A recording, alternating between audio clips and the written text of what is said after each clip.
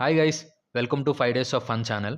ఈ వీడియోలో మనం అజిత్ గారు మరియు అతని ఫ్యాన్ బాయ్ అయిన అదిక్ రవిచంద్రన్ గారు కలిసి తీసిన 'గుడ్ బ్యాడ్ అగ్లీ' అనే మూవీని చూస్తున్నప్పుడు నాకు ఎలాంటి ఎక్స్పీరియన్స్ కలిగిందనేది ఈ వీడియోలో మాట్లాడుకుందాం.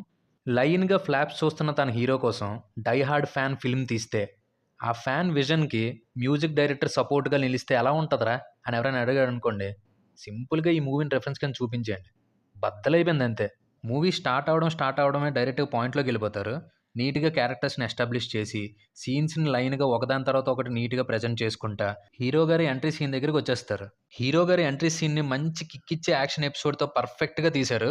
అట్ ద సేమ్ టైమ్ ఆ యాక్షన్ సీక్వెన్స్‌లో లైట్‌గా కామెడీని అండ్ కొన్ని మూవీ సాంగ్స్ యొక్క రిఫరెన్స్‌ని కూడా యాడ్ చేసి భలే ప్రెజెంట్ చేశారసల. ఇంక ఫస్ట్ హాఫ్‌లో డైరెక్టర్ గారు కొన్ని మంచి ఎమోషన్ సీన్స్ పెట్టారు. అవి చాలా బాగా ప్లేస్ అయ్యాయి అండ్ చాలా బ్యూటిఫుల్‌గా కూడా అనిపించాయి. ఇంక మూవీలో విలన్ ఎంట్రీ సీన్ ఉంటుందండి.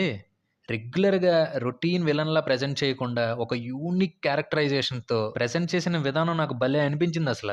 త్రూ ఔట్ ద మూవీలో కూడా విలన్‌కి కొన్ని కామెడీ ట్రాక్స్ రాసుకున్నారు.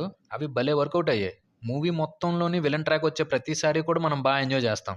ఫస్ట్ హాఫ్‌లో hero villain face off scene కూడా చాలా బాగా ఎగ్జిక్యూట్ చేశారు. అక్కడ ఫన్‌తో పాటు హీరో క్యారెక్టరైజేషన్ కోసం రాసుకున్న ఎలివేషన్స్ భలే పేలాయి.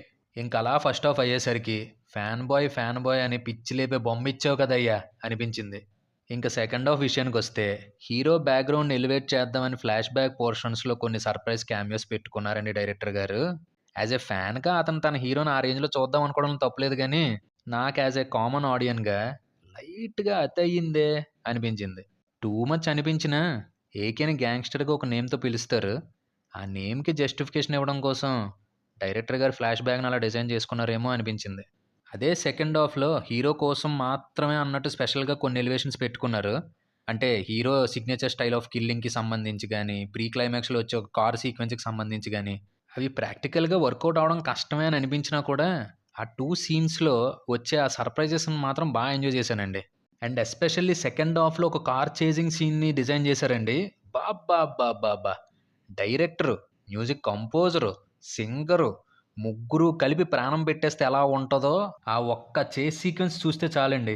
ప్రొడ్యూసర్స్ కూడా బీభత్సంగా ఖర్చు పెట్టేశారండి డబ్బులు మూవీ కోసం. మూవీలో కనిపించే ప్రతి ఫ్రేము కూడా చాలా రిచ్‌గా, గ్రాండ్‌గా ఉంటది. యాక్టర్స్ కూడా మూవీలో చాలా మందే ఉన్నారు. ప్రతి ఒక్కళ్ళు కూడా వాళ్ళ పాత్రకు తగినట్టు చాలా అంటే చాలా పెర్ఫార్మ్ చేశారు. సెకండ్ హాఫ్‌లో ఒక క్యామియో క్యారెక్టర్ ఉంటదండి. ఆ క్యారెక్టర్ ఉన్న ఏ సీను ఇంప్రెసివ్‌గా లేకపోవడం పక్కన పెడితే, ఆవిడ సీన్‌లో కనిపించినన్ని సార్లు ఎందుకివన్నీ? ఇంత అవసరమా ఇక్కడ అనిపిస్తది.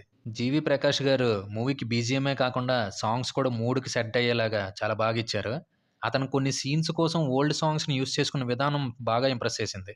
ఓవరాల్‌గా అయితే మూవీ సూపర్‌గా ఉంటది.